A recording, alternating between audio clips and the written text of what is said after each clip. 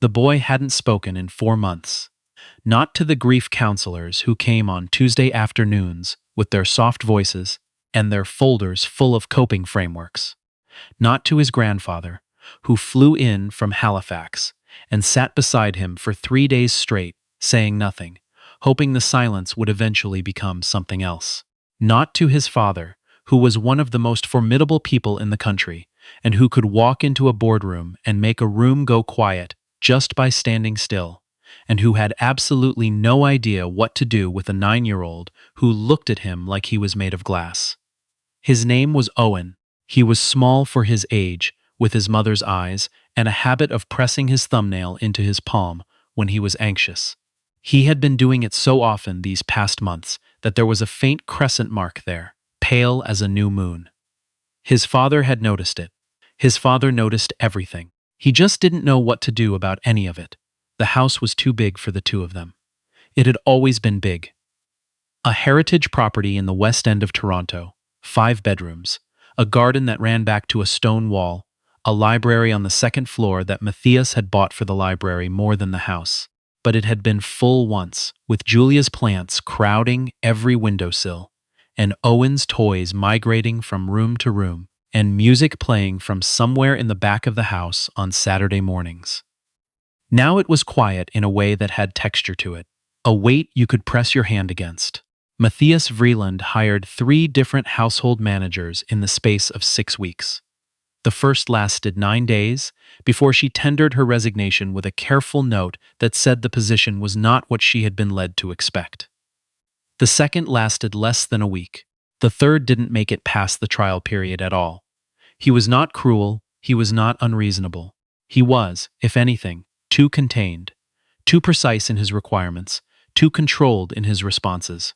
Too clearly a man who had decided that the only way to keep functioning was to run the household the way he ran his company. On structure, on metrics, on the elimination of variables that could not be managed. What he had not accounted for was that children are not variables. Children are the whole equation. It was his assistant, a practical woman named Sandra, who had been with the company for 11 years, who finally said what needed to be said. She said it while handing him his morning briefing, and she said it without looking up from the documents. She said, "Owen's school called again, and I think you need someone different this time. Not a household manager, a person." Matthias looked at her. "Those are not mutually exclusive things." "In your house they have been," she said, and moved on to the next item on the agenda. The name Renata Mensah had come to him through 3 degrees of separation. A friend of a colleague who had used her as a nanny housekeeper arrangement several years back, before her own circumstances changed, and she no longer needed the position. The colleague described her as exceptional in a way that felt almost reluctant, like he was giving something away by saying it. "She's not looking for work," he said. "She left all that behind. But if she's willing, you should take her on. Don't negotiate too hard." Matthias had his assistant make the call. He expected to hear back in a week. Renata called the next morning. She came for an interview on a Wednesday. She arrived 7 minutes early and waited in the front hall without sitting down, which Matthias noticed because he was watching from the landing above. A habit he'd developed with the previous candidates. She was perhaps 40, 42, dressed simply in dark trousers and a gray jacket. She had the kind of stillness that didn't come from shyness. It came from somewhere else. She looked at the house the way people look at things they've made a decision about, before they walked in the door. When Matthias came downstairs, she shook his hand and said, "Thank you for seeing me." "Thank you for coming," he said. "Can I ask, you haven't done this type of work in some time. What made you say yes to the call?" She looked at him directly. "I heard about your son." He didn't know what to do with that. Most people, when they mentioned Julia or Owen, did so with a particular softening, a lowering of the voice that he had come to find almost unbearable. She said it plainly, as a fact, the way you say a thing when you mean it, and not when you mean to perform the meaning of it. "He doesn't talk," Matthias said. "He hasn't. In some time." "I know," she said. "That's all right." He had intended to conduct a thorough interview. He had a list of 12 questions.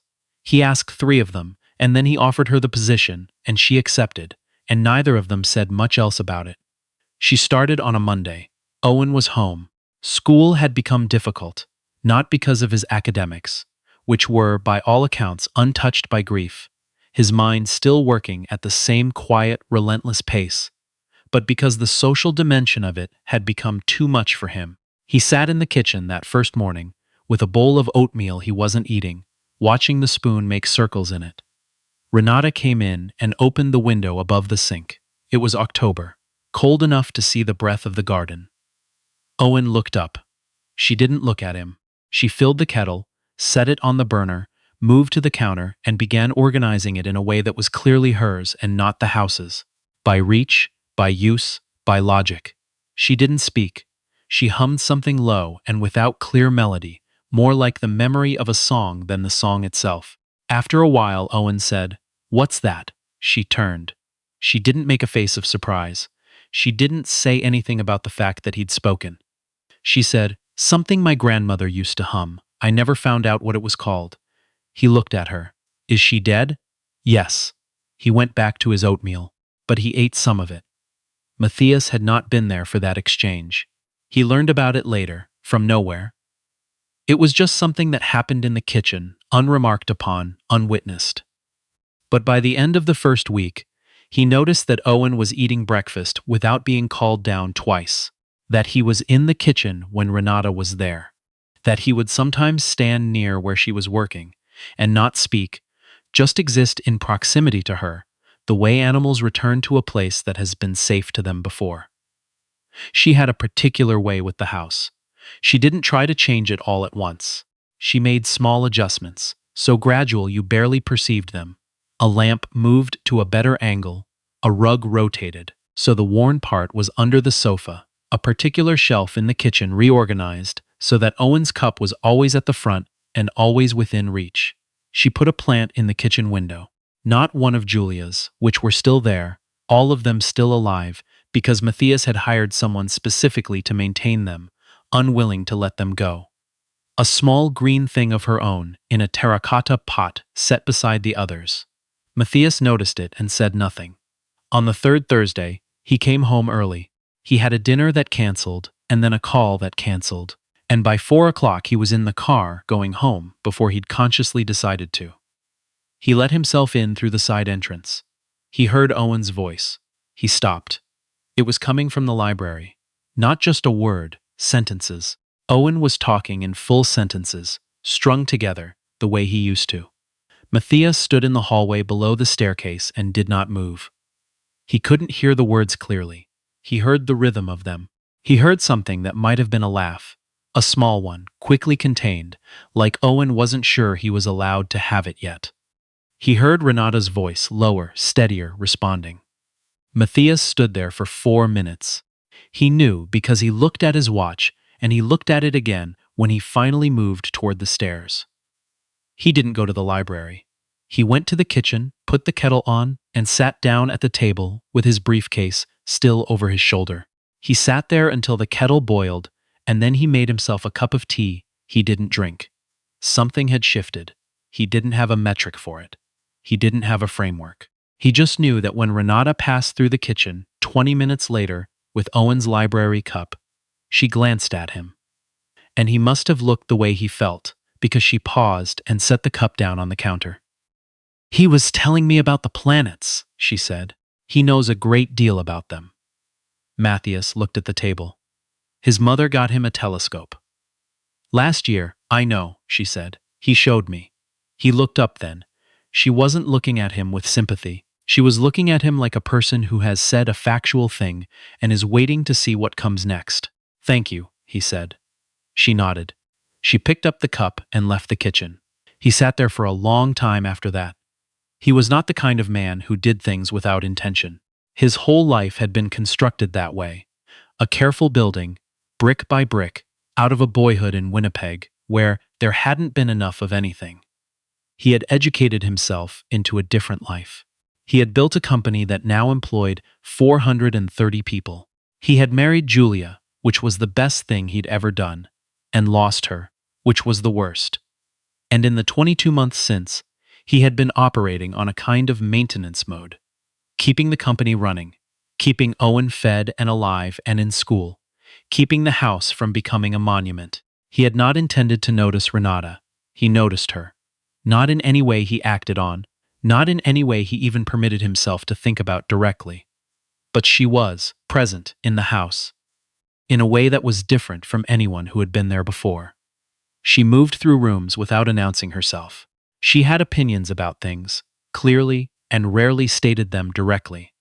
But they were visible in the small decisions she made, the adjustments, the way she would sometimes set a book on the kitchen table that had nothing to do with her work and had clearly been placed there for Owen.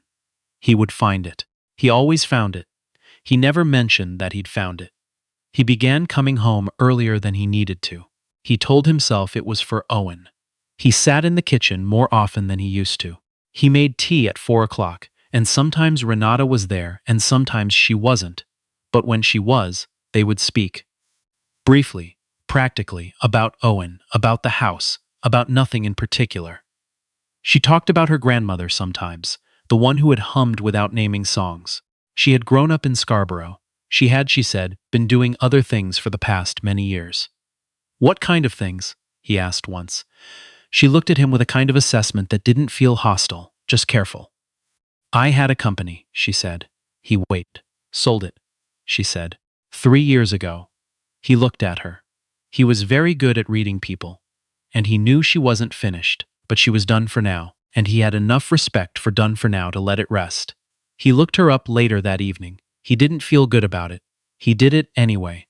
Renata Mensa, 41 years old, grew up in Scarborough, Ontario. Bachelor's in Computer Science from the University of Waterloo, which she had apparently completed in 3 years. Founded a software company called Dupath Systems when she was 28, with $112,000 she had assembled from a combination of personal savings, a small grant, and one private investor who had since given interviews about it being the best decision he'd ever made. Sold Dupath to a major infrastructure firm for just under $90 million when she was 38. Had spent the 3 years since. In what capacity he could not quite determine from public records. There was a foundation with her name attached to it. Some board positions. And then, evidently this. He closed his laptop. He sat at his desk and looked at the wall for a while. The next morning he came downstairs before Owen was awake. Renata was in the kitchen with her own tea and a paperback, her feet tucked up on the chair beside her, in a way that seemed unconscious, like she'd forgotten, for a moment, that the chair belonged to someone else's kitchen. She looked up when he came in. She didn't move her feet immediately. He went to the kettle. You looked me up, she said. He turned around. She said it without accusation. Informational. Yes, he said. Most people do, she said. Eventually. He came to the table and sat down, without his tea, the kettle still heating behind him. Why didn't you say anything when I hired you? She set the paperback down. She thought about it genuinely, which he appreciated. Because it wasn't relevant, she said. What I did before isn't what I'm doing now. Why are you doing this? He said. This. She looked at the table. Outside, the garden was still dark, just the beginning of gray at the edge of it. I wasn't ready to do nothing, she said, and I wasn't ready to do everything again either. Someone told me about your son, and she stopped, started again more carefully. I lost someone too, not the same. But I know what it is to be in a house with a person who has gone very quiet and to not know what to do about it. He looked at her. I'm sorry. A long time ago, she said. Not dismissively, just accurately. The kettle finished. He got up and made his tea. He made her a second cup without asking, and she accepted it without comment. Owen found them there when he came down at 7:15. He stopped in the doorway. He looked at his father, then at Renata, then at the 2 cups on the table.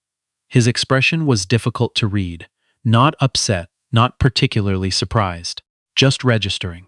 You're up early, Owen said to Matthias. I am, Matthias agreed.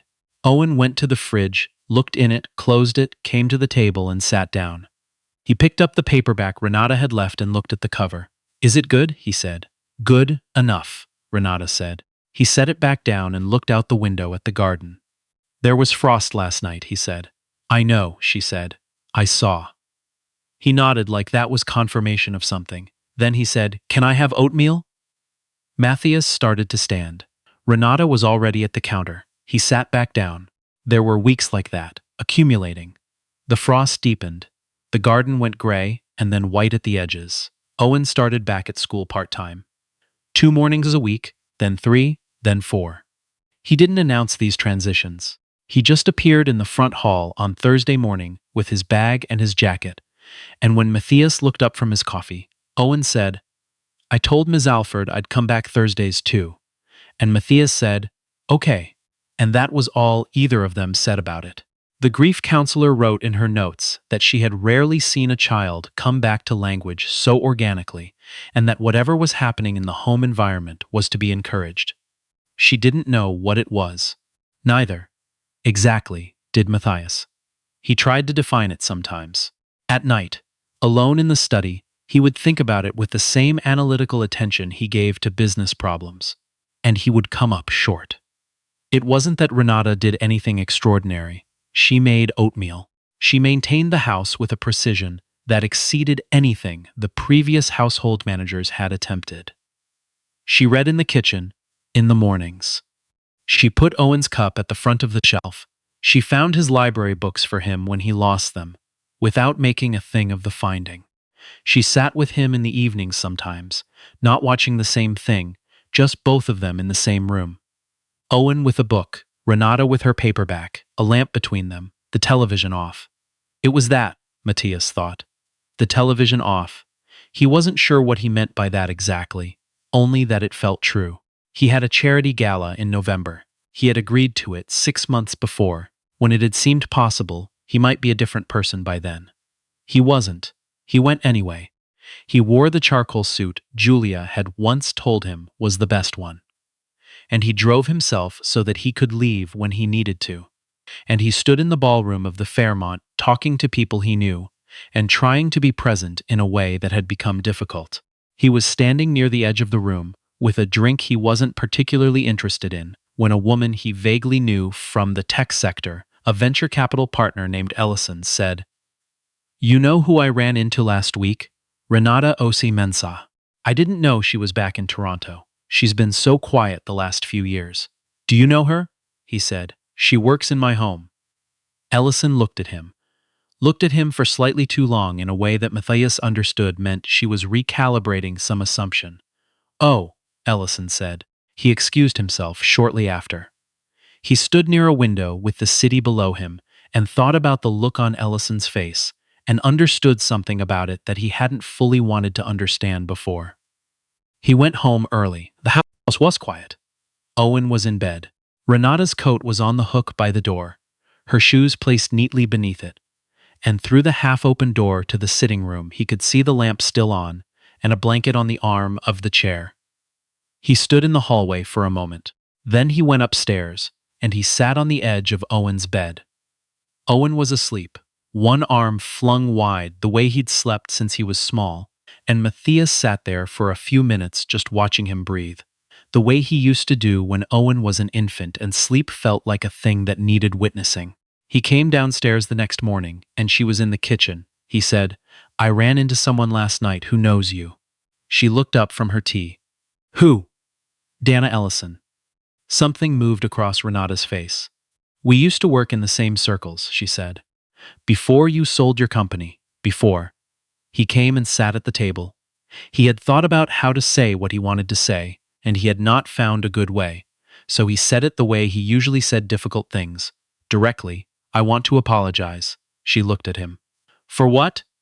For the interview, he said. I asked you why you were doing this. I asked it like? He stopped. Like it was strange. It is a little strange, she said without offense. Yes, but I meant it in a way I didn't intend, as if there were something that needed explaining. Something unusual about a woman like you. He stopped again. I didn't look at it clearly. She was quiet for a moment.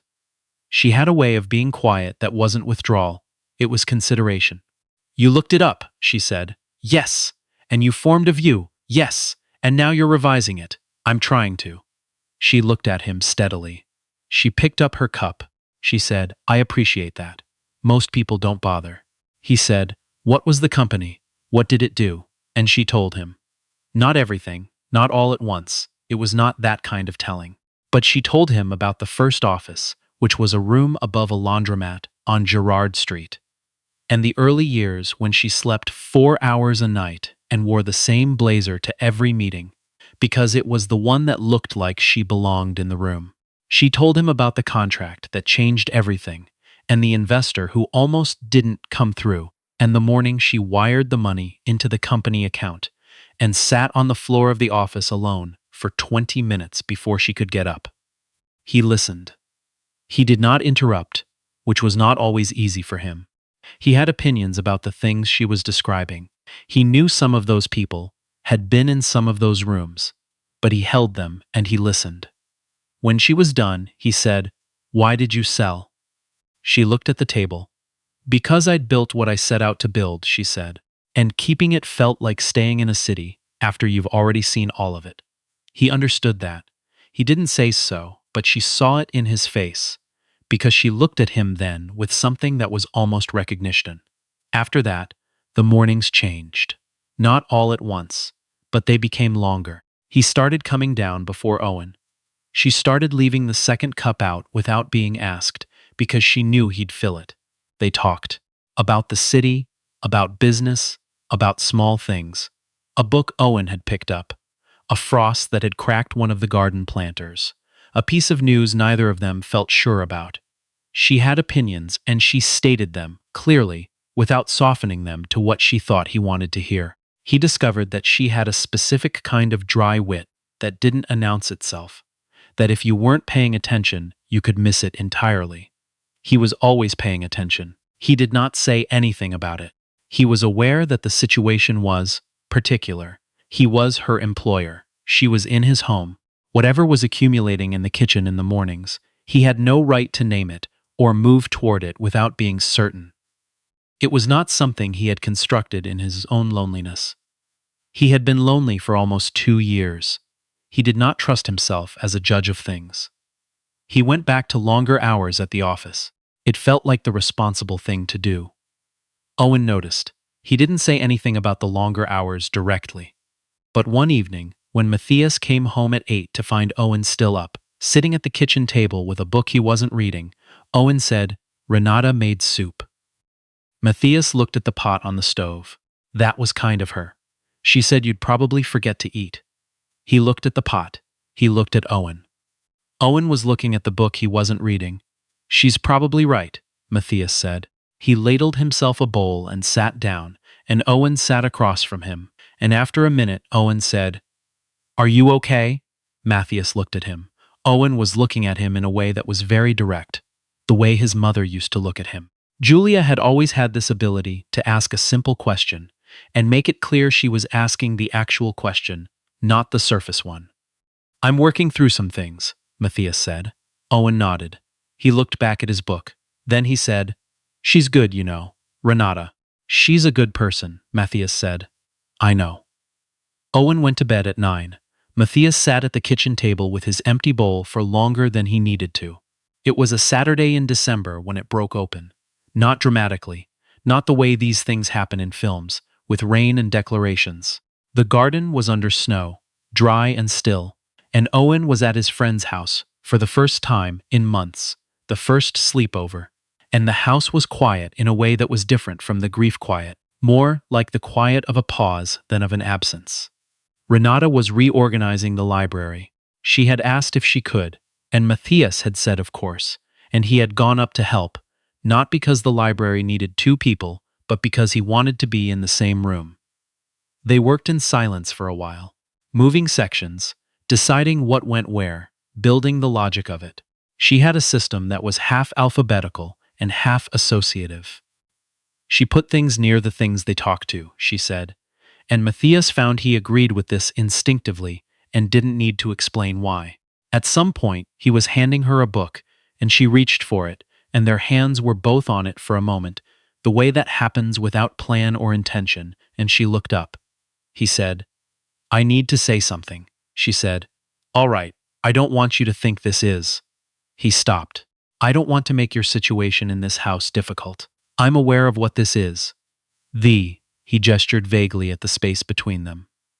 Matthias, she said. He stopped.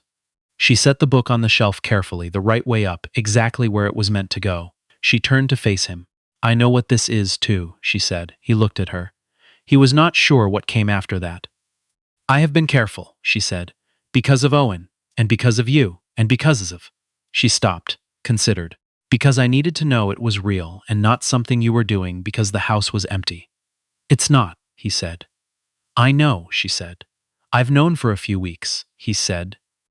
Then why? Because I needed you to know it too, she said, clearly, without question.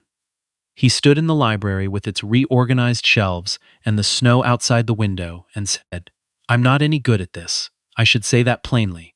It's been a very long time and I am not practiced. She looked at him without impatience. Neither am I, she said. It's all right. We can be unpracticed together. He almost laughed. He didn't. But almost. He said, Can I take you to dinner? Not here. Somewhere that isn't here. Yes, she said. On one condition. What? You let me pick the restaurant. He said. Agreed. Owen came home Sunday afternoon with a backpack full of borrowed video games and a slightly dazed look that said something new had happened to him socially, and he was still processing it. He came through the door and found his father in the kitchen, making something that was technically breakfast food, at 3 in the afternoon, which was unlike him, and Renata at the table reading, which was entirely usual. Owen looked between them. He put his backpack down. He said, Did something happen? Matthias said, What do you mean? Owen looked at him with the directness he had inherited from somewhere, that clear, measuring look. You're making eggs, he said. I like eggs. You never make eggs. Renata looked at Owen over her book. Owen looked at her. Something passed between them. Quick, private, conclusive. Owen picked up his backpack. Okay, he said. He sounded satisfied. He went upstairs. They listened to his feet on the stairs, the creak of the third step, the sound of his door. Matthias looked at Renata. Renata had gone back to her book, but the corner of her mouth was doing something. He turned back to the eggs. The dinner was on a Thursday. They went to a small place in Kensington that Renata knew, a room lit by hanging lights with mismatched chairs and food that was careful and serious and good. She had been there before, clearly. The host greeted her by name, asked about her grandmother in a way that suggested the relationship between Renata and the restaurant was long and comfortable. Matthias watched her in this context, without the house around her, without Owen, without the particular gravity of everything the house contained. She was herself, completely. She talked about her grandmother, who had been the first person to tell her she was going to do something that mattered, who had said it without ceremony. The way you say something you already know to be true. She talked about Scarborough in the 80s, the particular texture of it, the way the CN Tower had always been on the horizon when she was small, proof of somewhere. She talked about the first time she had sat in a boardroom full of people with more capital and more credentials than she had ever been near, and how she had been afraid and had not shown it, had instead asked the question she'd prepared and watched the whole room shift. He talked more than he usually did. It surprised him. He talked about Winnipeg and the winter there, which was a different thing from Toronto winter, something more serious, more committed. He talked about his father, who was still alive, who was proud of Matthias in a way he could never quite say directly. He talked about Julia, which he didn't usually do with anyone, but somehow it was possible here, in this room with its mismatched chairs, to say her name without the air changing around it. Renata listened.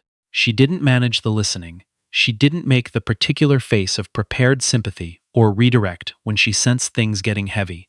She just listened, and when he was done she said, She sounds like someone who knew what she had. He said, I think she did. Good, Renata said, and moved on. He drove her home. They sat in the car outside the house for a few minutes, the way that happens when neither person is quite ready to cross back over into ordinary time. She said, I had a very good evening. She said it like a person who means the thing they've said without needing it confirmed back. He said, "So did I." She got out of the car and he watched her go to the door. And then he sat there alone for a moment, with the car still running, and the snow still falling, slow and singular against the windshield, and thought that he could not remember the last time he had sat still like this, without it feeling like an absence. It just felt like a pause, like something gathering itself before the next thing. He went inside. Owen's light was still on. Matthias stood outside his door for a moment, then knocked. "Come in," Owen said. He was in bed with a book, the telescope on its stand by the window, still pointed at a sky too clouded for stars. Matthias came in and sat on the edge of the bed. "You're home," Owen said. "I am." Owen looked at him. "Good dinner?" "Very good."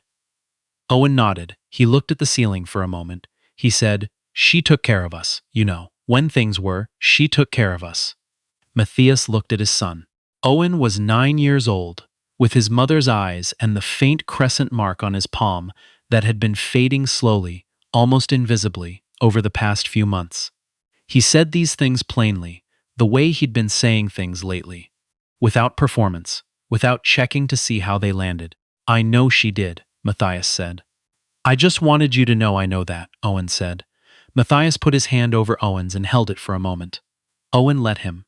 They sat like that for a little while, the two of them, the lamp warm, and the snow outside, and the telescope waiting for a clearer sky. Outside in the garden, the snow had covered the cracked planter, and the bare beds, and the stone wall at the back, and the small terracotta pot on the kitchen windowsill still held its green thing, quiet and alive, patient as an answer you've already given that the other person is only just beginning to hear.